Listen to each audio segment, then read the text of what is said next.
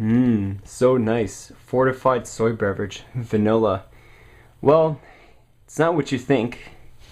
In here I just got some 300 crickets and 100 superworms. So you know what, guys, this means. A new feeding video tomorrow. I'm not going to actually make one today because it's really dark outside and it's not going to be the brightest of the feeding videos. So hopefully we're going to get some cool attacks on them. So today, I haven't been posting videos in about 2 days. The last video I posted was the Salmon Pulcher update video, but today I thought we should go back to the Tarantula Mythbuster video. And if you could probably see on my blackboard, we are going to review the Lasiodora species. And yeah, here it is. These two are the Lasiodora Parahybana, the L.difficilis and the L.klugi. Since those are just really similar to L.parahybana, I thought I should include these in too as well. Also, this video will also apply to the other species of Lasiodora, like the L.itabunae, the L.fracta, and I believe the L.striatus, I think. I'm not sure. It's a unique Lasiodora species that, and also the L.striatus, I think, as well too. That's also another Lasiodora species, but it doesn't get that big. It only gets up having a 5-inch leg span. So anyways, we're going to approach it very similar to the other Mythbusters videos that I do. So we'll start with the common names, the Latin names, the pronunciation, the cost and availability and the size, the enclosure setup, the care sheet, temperament, humidity. Well, I'm just going to be repeating for the other care sheet videos. Temperament and handleability, recommendations, I think if it's a great for beginners or not, the breeding and the egg sac count, and a final review of the tea. Okay, so the way I'm going to do it is I'm going to call this LP, LD, and LK. Okay, so the LP is the salmon pink bird eater, so bird eater. Okay, so these come from Brazil.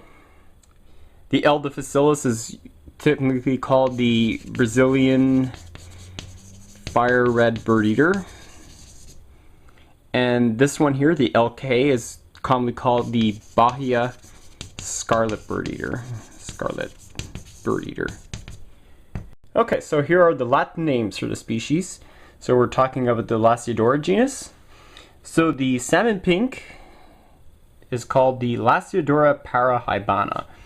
As we like to call this in short, we call them LP. Not the LPs that are in my Mario games. So L.difficilis, which is the fire red bird eater, and Lasiodora L.klugi is the Bahia scarlet. So this is how you pronounce it. Lassie, you know, like the dog Lassie, Dora. So that's pretty easy to pronounce. And this is how you pronounce the other terms: Parahybana, L.klugi, and difficilis. Pretty easy, don't you think? Okay, now about cost, availability, and size. Well, it depends on which Lasiodora you're going to be talking about. The LPs are probably one of the cheapest ones you can get. Like, really, no joke. About a 1/4-inch spiderlings are just as cheap as $5. An adult female will probably run into about $150 to $200, just depending on where you're going to get it. Usually I find that dealers will sell like a 6-inch female for about $200, but if you go like on arachno boards, you'll probably see them selling for way less. I found one an 8-inch female for $150, so they're pretty cheap for a bird eater. Pet stores, you probably won't likely to find all three of them. You can mostly get them on online dealers. Now about the difficilis, they're slightly rarer to get, and the L.klugi are even slightly more uncommon, but they're all three readily available on online dealers. But these two are slightly more expensive. I remember paying my Bahia Scarlet for a 1/2 inch for $25, and the Fire Red for about $30 at Tarantula Canada. So the size of these beets, well, they're pretty big. I'm not gonna lie to you. These get around 10 to 11 inches, so it's a really big tea, and it's a great alternative to a T. blondi or a T. sturmii or T. apophysis if you don't want to spend that kind of money. Now, female LPs are pretty big and bulky, whereas males are longer legged, smaller bodied, and possess tibial hooks on the first pair of legs, as well as they have bulbous palps on the feelers, just like Hans. So I'll give you typical examples of enclosure. So this is just a 6-liter shoebox, which houses my 4-inch female LP Daisy. As you can see, it's really nothing special. All it is a little water dish for her to drink water, a little cork box where she could hide under, some substrate. I recommend either potting soil or Eco Earth that comes in a brick. That's the choice of substrate I'm going to use. You just drill some holes, and there you go. That's pretty cheap, and these enclosures cost around $2.50. Now this one here, this is my male LP. Lawrence, he's about 6 inches, maybe plus. Little career keeper, same thing, cave and water dish. He's penultimate now, so I believe next molt he's going to mature out.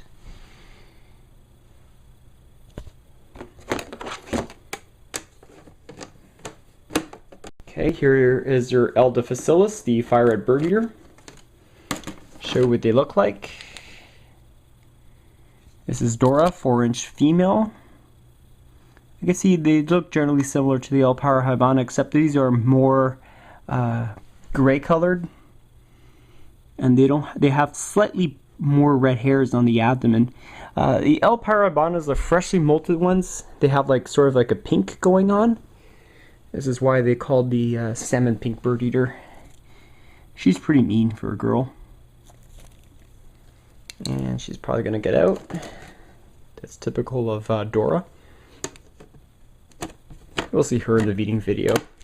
And then you have my little 1-inch L.klugi, Bahia scarlet bird eater. They look very similar to the Parahybana and Difficilis, except just slightly more red hairs on the abdomen. I haven't really seen a personally an adult female of it, but hopefully we'll see how mine grows up. So this is how you house slings in tall delta containers, and mostly LPs around this stage, around a 1-inch mark, they tend to burrow a lot, so it's very normal. And then once they reach their sub-adult stage in juvie, they'll start coming up more often. Now about the simple care sheet video of this species. They're really very simple to take care of. It's not like a T. sturmii or T. blondi. They like it around 80% humidity and 75 to 80 degrees Fahrenheit. That's exactly how I keep my tea room. Not using the heater right now, so which is good. So I covered about that. So just basically mist once or twice a week, depending on how often your humidity dries out. As I explained in the Teacher Calentis Rest in Peace video, I did mention about watering. If you have a really dry room, chances are you're going to lose humidity way faster than a slightly more humid room where you don't have to mist as often. Is the temperament and the handleability? Well, it really depends on your individual specimen. Most of them have individual personalities, but I'll give you an example. My LP male, Lawrence and Pierre, are pretty defensive. They will not hesitate to kick hairs. Some of them will actually go into threat posture. The L.difficilis, well, I'm sure you've seen her in many of my videos, especially the feeding videos. She is just evil. She will readily go into a threat posture as soon as you touch her abdomen, so no handling for her. The L.klugi, well, I really haven't handled her. So far, she's just skittish. It's not too bad of a temperament, but we have to wait till she gets a lot older to find out if she's actually aggressive or not. So I don't really recommend handling these specimens because of their immense size, because they will get 10 inches and they will have fangs. It's just large as the T. blondie, so you really got to be careful. But some specimens are more tolerable than others. Just be very careful. Use the paintbrush technique to determine the temperament and to find out to see if it's mood just before you handle it, because don't use your hands, you might get bitten. So now about recommendations. Do I recommend this as a good beginner, poor beginner, or good expert species? Well, after 16 years in the tea hobby, I can recommend LPs to be considered a great beginner spider. Sure, if you don't want something like very docile, like a B. abapulosum or B. smithi or E. camperstratus or A. avic. So if you wanted something a little more meaner and eats like you wouldn't believe, the LPs are a pretty good choice. They're very easy to take care of. They get very large, as I said. Some of them can be 10 to 11 inches. Some actually exceeding the growth of a T. blondie in some cases. And it's a really good specimen to own. Although they may not be the prettiest, but they're actually pretty cool. I never actually decided to get an LP because, to be honest, I found them to be very similar to B. abapulosum.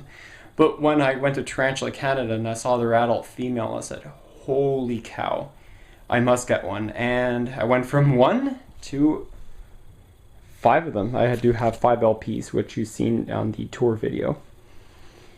So now about breeding and egg sac count. So I haven't actually bred this species before. I know Tarantula in 1976 has bred this one. It's very easy to breed and mate as far as I know. They have a huge egg sac count. I believe Rob C had around 2,500 plus in the eggs, and I think around 2,300, 2,400 survive.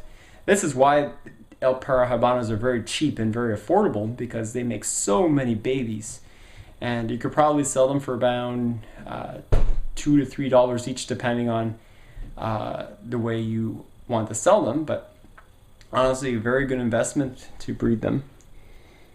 And they're actually pretty cool too, and they grow so fast. Females are probably mature out, I would say 3 to 4 years if fed well. Males will probably be around 3 to 4. So the final review about this specimen: great to own, although not the prettiest. Great alternative to T. blondie. Very easy to take care of, and they grow just as big, and they're great.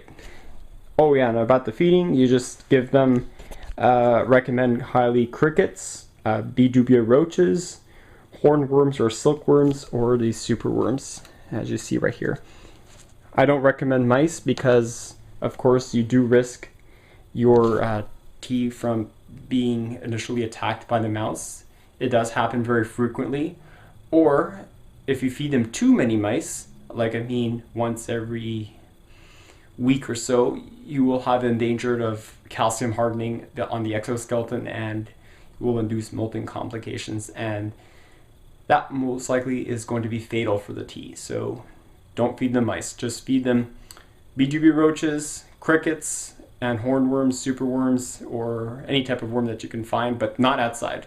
Outside is very dangerous because you don't know where the prey's been, and it could be infected with parasites, and the specimen could be poisoned. So I hope this video helps you guys out for the LP and the LD and all the other Lasiodora species. Hope you enjoyed it, and thanks for watching.